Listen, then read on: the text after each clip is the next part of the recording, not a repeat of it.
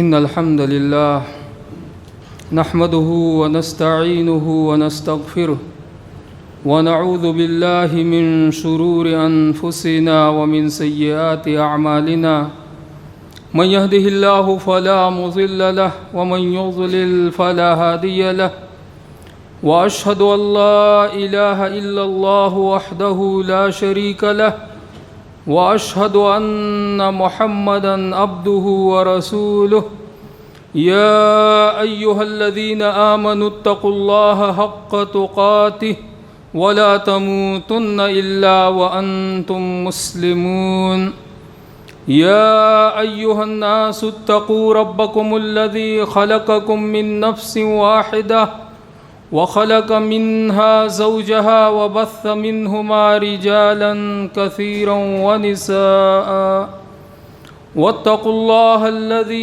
تساءلون به والأرحام إن الله كان عليكم رقيبا يا أيها الذين آمنوا اتقوا الله وقولوا قولا سديدا يصلح لكم أعمالكم ويغفر لكم ذنوبكم ومن يطع الله ورسوله فقد فاز فوزا عظيما أما بعد فإن خير الحديث كتاب الله وخير الهدي هدي محمد صلى الله عليه وسلم وشر الأمور محدثاتها وكل محدثة بدعة وكل بدعة ضلالة وكل ضلالة في النار أعوذ بالله من الشيطان الرجيم بسم الله الرحمن الرحيم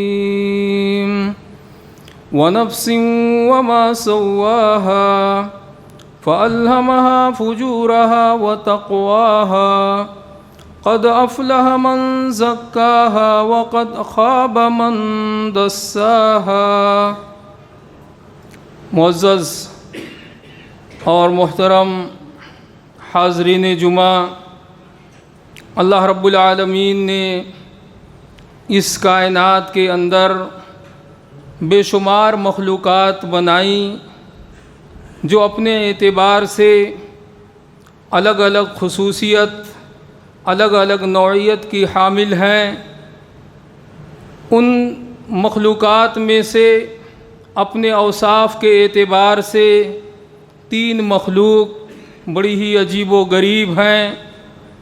ان میں سے ایک انسان، دوسرے ملائکہ فرشتے اور تیسرا شیطان ہے۔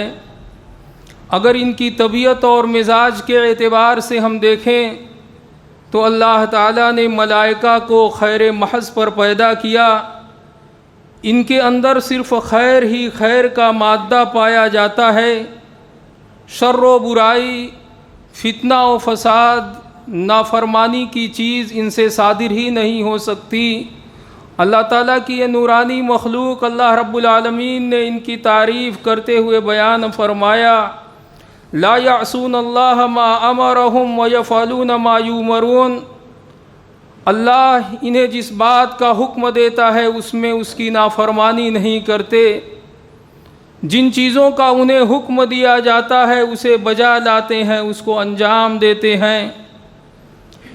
ان فرشتوں کے بالمقابل، ملائکہ کے بالمقابل شیطان ہے، جس کی طبیعت کو اللہ تعالیٰ نے شر محض پر بنایا ہے۔ اس کے اندر برائی ہی برائی ہے، خیر کا مادہ اس کے اندر رکھا ہی نہیں گیا ہے۔ کسی قسم کے خیر اور بھلائی کے کام اس سے سرزد ہی نہیں ہو سکتے۔ اس کی ساری طبیعت اور اس کا مزاج شر، فتنہ اور فساد ہی پر بنایا گیا۔ ان 2 کے مقابل میں اللہ تعالیٰ نے ہم انسانوں کو بنایا اور انسان کے اندر شر کا بھی مادہ رکھا اور خیر کا بھی مادہ رکھا۔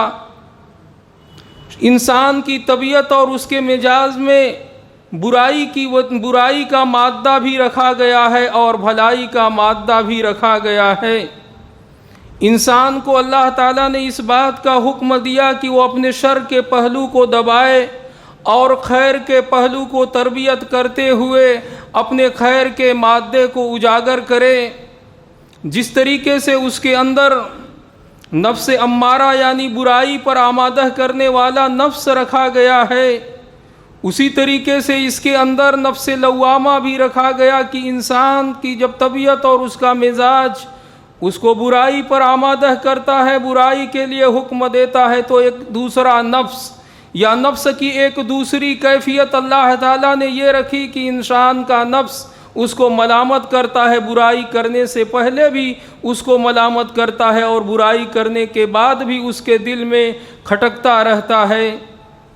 جب اللہ رب العالمین نے انسان کی انہی دونوں طبیعتوں کو بیان کرتے ہوئے فرمایا وَنَفْسٍ وَمَا سَوَّاهَا فَأَلْهَمَهَا فُجُورَهَا وَتَقْوَاهَا، سورۃ الشمس کی ان آیات میں غالباً اللہ تعالیٰ نے 11 قسمیں کھائیں اور اس کے بعد فرمایا نفس انسانی کی قسم اور اس ذات کی قسم جس نے اس کو ٹھیک بنایا، اس کو درست بنایا، فَأَلْهَمَهَا فُجُورَهَا وَتَقْوَاهَا، تو اس کے اندر اس کے فسق و فجور کو تقوی و پرہیزگاری کا الہام کر دیا۔ قَدْ أَفْلَحَ مَنْ زَكَّاهَا، تحقیق کی جس شخص نے اس کا تزکیہ کیا وہ کامیاب ہو گیا۔ وَقَدْ خَابَ مَنْ دَسَّاهَا، اور خائب و خسران نقصان کا شکار ہو گیا وہ شخص جس نے اس کو گناہوں میں لت پت کر دیا، گناہوں سے آراستہ کر دیا۔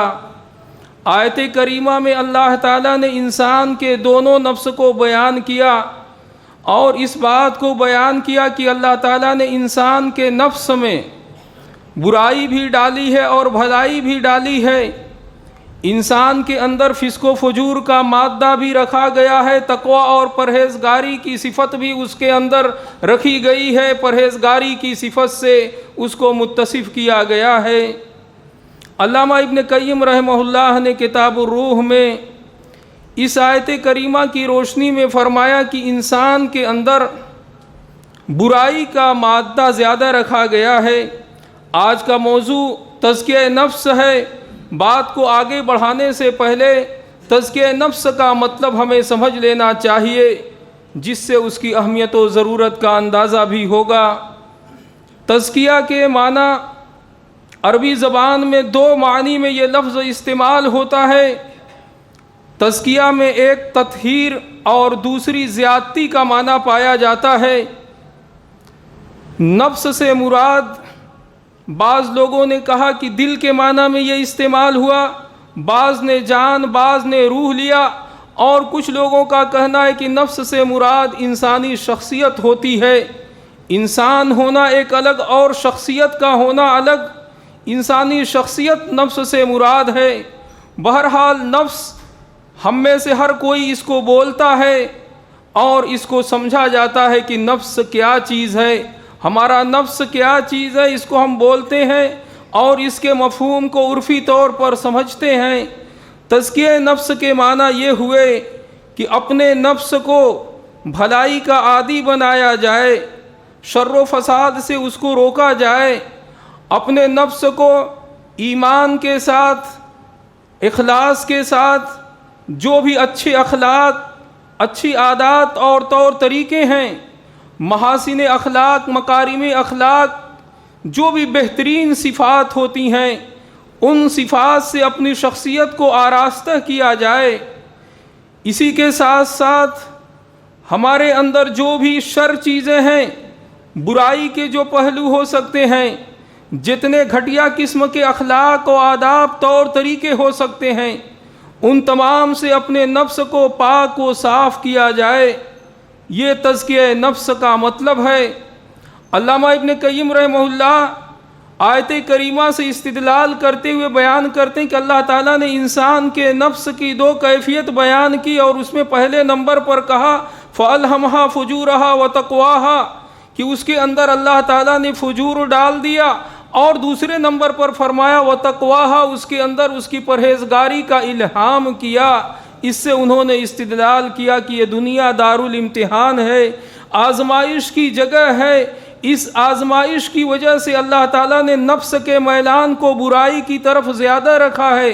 ہمارا نفس شہوات کی طرف، برائی کی طرف زیادہ مائل ہوتا ہے، اور اسی میلان کی وجہ سے اللہ تعالیٰ نے ہمارے نفس کی ایک دوسری کیفیت رکھ دی کہ جب ہمارا نفس برائی کی طرف مائل ہوتا ہے، اگر نفس صاف ستھرا ہے، کسی حد تک اس کے اندر خیر کے قبول کرنے کا مادہ ہوتا ہے، تو اس کا نفس لوامہ اس کو برائی پر آمادہ کرتا ہے۔ وَالْإِثْمُ مَا حَاكَ فِي صَدْرِكَ وَكَرِهْتَ أَن يَطَّلِعَ عَلَيْهِ النَّاسُ۔ اللہ کے نبی صلی اللہ علیہ وسلم کی اس حدیث میں یہی معنی پایا جاتا ہے کہ انسان کے اندر اللہ تعالیٰ نے یہ چیز رکھی ہے کہ برائی کرنے سے پہلے بھی برائی اس کو کھٹکتی ہے۔ ہاں، جب نفس زنگ آلود ہو جاتا ہے، دل گناہوں میں بالکل لت پت ہو جاتا ہے، تو برائی بھلائی کا احساس اس سے ختم ہو جاتا ہے۔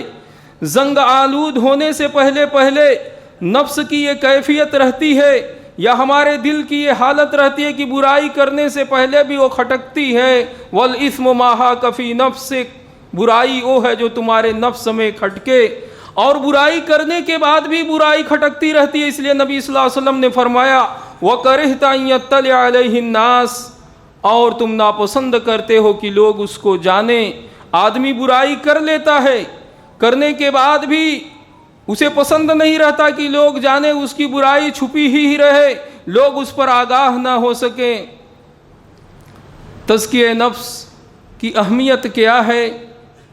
اس کا اندازہ آپ قرآن کریم کی آیات اور ارکان اسلام کی روشنی میں لگا سکتے ہیں۔ قرآن کریم کا مطالعہ کریں گے، اللہ تعالیٰ نے نبی صلی اللہ علیہ وسلم کی بعثت کے بنیادی مقاصد کو شمار کرایا۔ قرآن کریم میں 4 مقام پر اللہ تعالیٰ نے نبی صلی اللہ علیہ وسلم کی بعثت کے 4 مقاصد بیان فرمائے ہیں۔ سورہ بقرہ میں 2 مقام پر، سورہ آل عمران میں 1 جگہ، اور سورہ جمعہ کے اندر 1 جگہ اللہ تعالیٰ نے نبی صلی اللہ علیہ وسلم کی بعثت کے 4 مقصد بیان کیے۔ ایک تلاوت آیات، دوسرا تزکیہ، تیسرا تعلیم کتاب یعنی قرآن کریم کی تعلیم، اور چوتھا حکمت و سنت احادیث کی تعلیم۔ ان 4 بنیادی مقاصد کو 4 مقام پر بیان کیا، اور ہر جگہ اللہ تعالیٰ نے وَيُزَكِّيهِمْ بیان کیا کہ نبی ان کا تزکیہ کرتے ہیں۔ جیسا کہ سورہ آل عمران میں اللہ رب العالمین نے فرمایا لَقَدْ مَنَّ اللَّهُ عَلَى الْمُؤْمِنِينَ اذ بعث فيهم رسولا من انفسهم يتلو عليهم آياته ويزكيهم ويعلمهم الكتاب والحكمة وإن كانوا من قبل لفي ضلال مبين۔ اللہ رب العالمین نے مومنین پر احسان عظیم کیا جب ان کے درمیان انہی میں سے ایک رسول بھیجا جو ان کے اوپر اس کی آیتوں کی تلاوت کرتے ہیں، ان کا تزکیہ کرتے ہیں، انہیں کتاب و حکمت کی تعلیم دیتے ہیں، اگرچہ کہ یہ لوگ ان سے پہلے کھلی ہوئی گمراہی میں تھے۔ نبی صلی اللہ علیہ وسلم کی بنیادی مقاصد میں سے وَيُزَكِّيهِمْ اللہ رب العالمین نے بیان کیا کہ ان کا تزکیہ کرتے ہیں، ان کو پاک اور صاف کرتے ہیں، توحید سے، اخلاص سے، اچھے اوصاف سے ان کو آراستہ کرتے ہیں، بہترین اخلاق کا انہیں حکم دیتے ہیں، شرک کی گندگی سے، اس کے علاوہ اور بھی اخلاقی برائیوں سے انہیں منع کرتے ہیں، انہیں روکتے ہیں، ان سے اجتناب کرنے کی تاکید کرتے ہیں۔ یہ تزکیہ نفس کا مطلب ہے۔ اس سے تزکیہ نفس کی اہمیت و ضرورت کا اندازہ بھی ہو سکتا ہے کہ نبوت کے بنیادی مقاصد میں تزکیہ نفس ہے، اور اللہ رب العالمین نے سورہ شمس کے اندر انسان کی کامیابی اور ناکامی کا دار و مدار تزکیہ نفس پر رکھا ہے۔ قد افلح من زکاہا، جس شخص نے اس کا تزکیہ کیا، اپنے نفس کو پاک اور صاف کیا، وہ کامیاب ہو گیا۔ وقد خاب من دساہا، اور جس شخص نے اس کو لت پت کر دیا یعنی گناہوں میں آلودہ کر دیا، وہ ناکام اور نامراد ہو گیا۔ تزکیہ نفس کی اہمیت و ضرورت کا اندازہ آپ ارکان اسلام کی روشنی میں لگائیے۔ اسلام کا بنیادی رکن شہادتین لا الہ الا اللہ محمد الرسول اللہ کی گواہی دینا ہے۔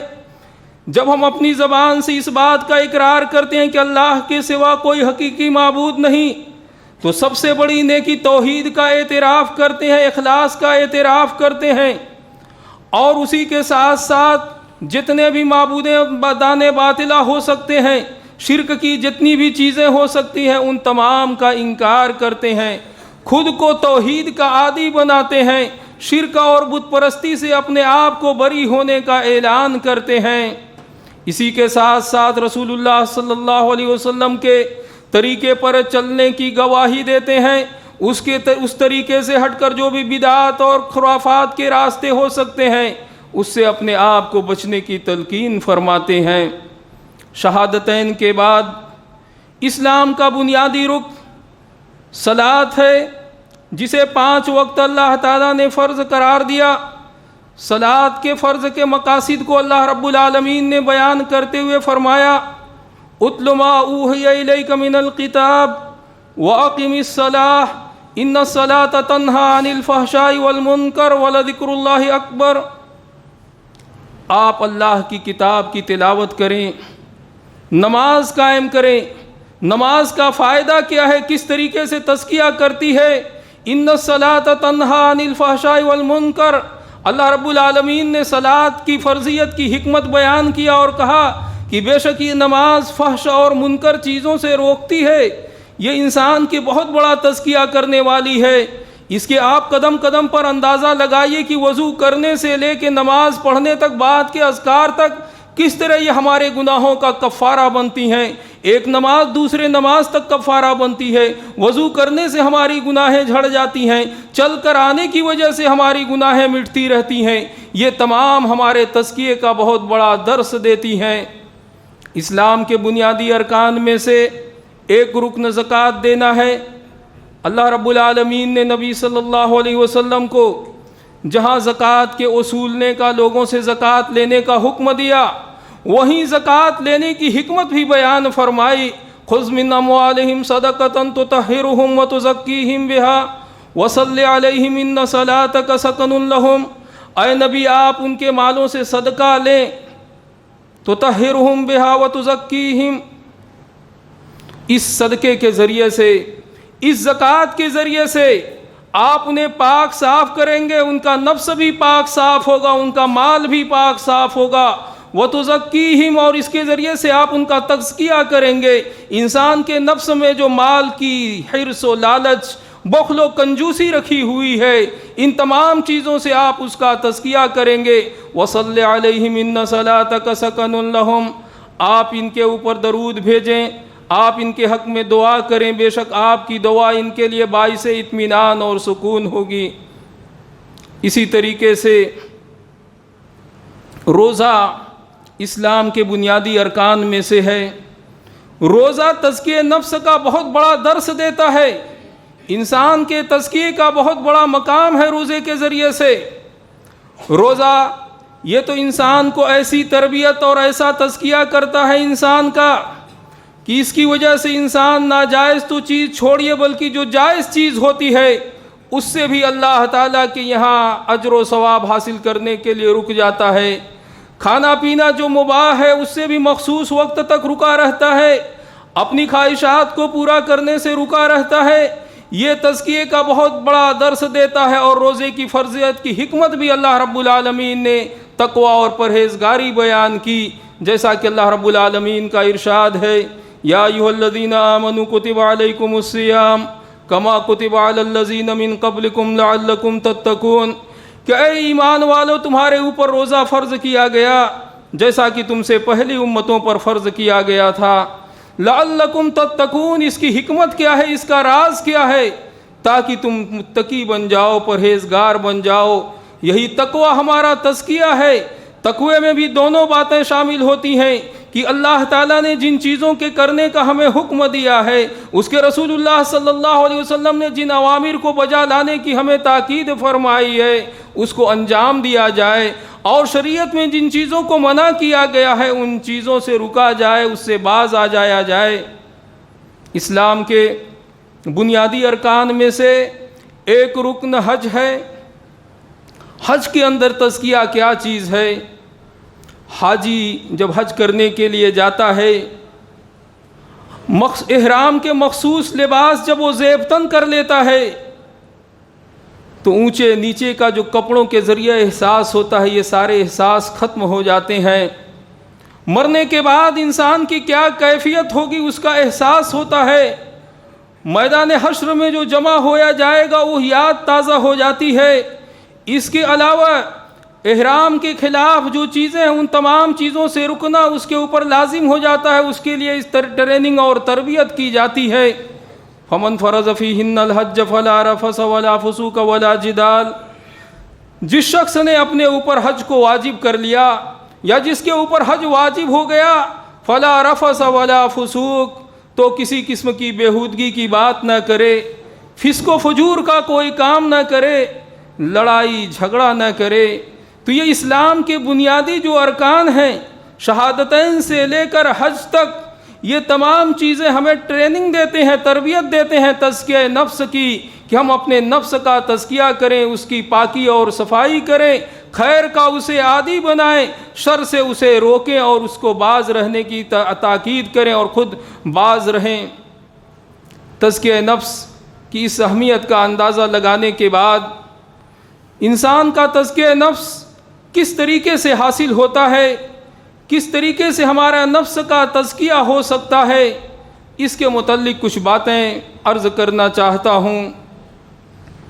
تزکیہ نفس کے لیے سب سے پہلی ضروری چیز یہ ہے کہ ہم اپنے نفس کا محاسبہ کریں۔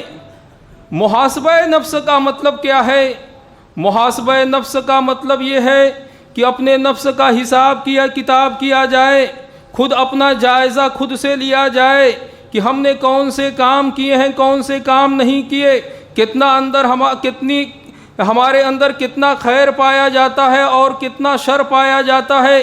خود اپنے آپ کا جائزہ لیتے رہیں، خود احتسابی کریں۔ اللہ رب العالمین نے اس کا ہمیں حکم دیا اور فرمایا، یا ایھا الذین آمنوا اتقوا اللہ ولتنظر نفس ما قدمت لغد واتقوا اللہ ان اللہ خبیر بما تعملون ولا تکونوا کالذین نسوا اللہ فانساہم انفسہم اولئک هم الفاسقون۔ اے ایمان والو، اللہ سے ڈرو۔ ولتنظر نفس ما قدمت لغد، ہر نفس کو دیکھنا چاہیے کہ کل کے لیے اس نے کیا مقدم کیا ہے۔ اس دنیا میں اللہ تعالیٰ نے ہم کو پیدا کیا، ہماری پیدائش کا، ہمارے وجود کا ایک مقصد ہے۔ اللہ تعالیٰ نے اپنی عبادت کے لیے ہمیں اس دنیا کے اندر پیدا فرمایا، اس دنیا کو ہمارے لیے دارالامتحان بنایا، لیبلوکم ایکم احسن عملا، تاکہ تمہاری آزمائش کرے کہ تم میں سے کون بہترین عمل کرنے والا ہے۔ تو ہم اس دنیا میں اپنی پیدائش کے مقصد کو سمجھیں اور دیکھیں کہ ہم حسن عمل کرتے ہیں یا نہیں کرتے ہیں، کتنی اچھائی کے کام کو انجام دیتے ہیں، اپنی پیدائش کے بنیادی مقصد کو کس درجہ ہم انجام دیتے ہیں، اس پر عمل پیرا ہے یا نہیں ہے، اس کا ہمیں جائزہ لینا چاہیے۔ وَلْتَنظُرْ نَفْسٌ مَا قَدَّمَتْ لِغَدٍ، ہر نفس کو دیکھنا چاہیے کہ آئندہ کل کے لیے اس نے کیا مقدم کیا ہے۔ آئندہ کل سے مراد قیامت ہے۔ جس طریقے سے آج ہوا اور کل کا آنا یقینی ہے، اس کے بارے میں کوئی شک و شبہ نہیں کرتا، اسی طریقے سے قیامت کا آنا بالکل یقینی ہے۔ اس لیے اللہ رب العالمین نے قیامت کو بیان کرنے کے لیے کہا، وَلْتَنظُرْ نَفْسٌ مَا قَدَّمَتْ لِغَدٍ، آئندہ کل کے لیے ہم نے کیا مقدم کیا ہے، اس کو دیکھتے رہنا چاہیے۔ تزکیہ نفس کی تاکید کس درجہ ہمارے اسلاف کیا کرتے تھے، اس کی تاکید عمر فاروق رضی اللہ عنہ کرتے تھے۔ عمر فاروق رضی اللہ عنہ بیان فرماتے تھے، حاسبوا انفسکم قبل ان تحاسبوا وزنوا انفسکم قبل ان تؤذنوا۔ حاسبوا انفسکم، اپنے نفس کا محاسبہ کرو، قبل ان تحاسبوا، اس سے پہلے کہ تمہارا محاسبہ کیا جائے، قیامت قائم ہو جائے، اللہ تعالیٰ تمہارا حساب و کتاب لے، ذرہ برابر جو ہم نے نیکی کیا ہے اس نیکی کو بھی اللہ تعالیٰ حاضر کر دے گا، ذرہ برابر برائی کیا ہے اللہ تعالیٰ اس کو بھی حاضر کر دے گا۔ اس لیے وہ چیز آنے سے پہلے، ہمارے نامہ اعمال ہمارے سامنے پیش کیے جانے سے پہلے، عمر فاروق رضی اللہ عنہ فرماتے تھے کہ اپنے نفس کا محاسبہ کرو اس سے پہلے کہ تمہارا محاسبہ کیا جائے۔ وزنوا انفسکم، خود کا وزن کرو قبل ان توزنوا، اس سے پہلے کہ تمہارا وزن کیا جائے۔ اللہ تعالیٰ جب ہمارے نام اعمال کا یا ہمارا وزن میزان قسط میں فرمائے، اس سے پہلے خود اپنا جائزہ لے لینا چاہیے کہ ہمارا کیا مقام ہے، ہمارا کیا مقصد ہے، ہماری کیا ویلو ہے، ہمارے اندر کون سے خیر پائے جاتے ہیں، کون سے شر پائے جاتے ہیں، زندگی کی جو عمریں ملی ہے اس میں ہم نے کتنی بھلائی کیا اور کتنا ہم نے برائی کیا، ان تمام کا جائزہ لے لینا چاہیے اور خود سے اپنا احتساب کر لینا چاہیے۔ بعض اسلاف بیان کیا کرتے تھے کہ اپنے نفس کا حساب کتاب انسان کو اس سے بھی زیادہ لینا چاہیے جس طریقے سے دو پارٹنر تجارت کرتے ہیں اور دونوں بڑے ہی حریص اور بخیل ہوتے ہیں، حریص اور بخل ہونے کی وجہ سے پائی پائی کا ایک دوسرے سے حساب کرتے ہیں، ایک دوسرے پر بالکل نظر رکھتے ہیں۔ اسی طریقے سے انسان کا نفس بار بار اس کو شر کی طرف آمادہ کرنے والا ہے، اس لیے دو شریک پارٹنر سے بھی زیادہ اپنے نفس کا محاسبہ کرتے رہنا چاہیے۔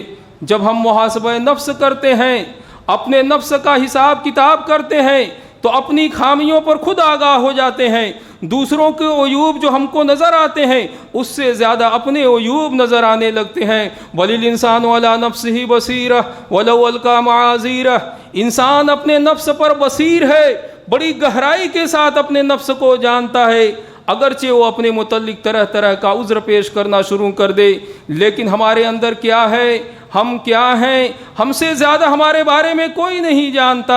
اس لیے اپنے نفس کا محاسبہ کریں تو خود احتسابی یہ تزکیہ نفس کا پہلا قدم ہے۔ تزکیہ نفس کرنے کے اندر ایک چیز یہ بھی ہے کہ ہم جس کے ساتھ اپنے تعلقات رکھیں، ہمارا اٹھنا بیٹھنا جن لوگوں کے ساتھ ہو، نیک ہوں، صالح ہوں، کیونکہ دوستی کے بڑے ہی اہم یا نتیجہ خیز اثرات ہوتے ہیں۔ نیک لوگوں کے ساتھ، اچھے لوگوں کے ساتھ، دیندار لوگوں کے ساتھ اگر ہماری صحبت رہے گی تو ہم نیک و صالح بنیں گے۔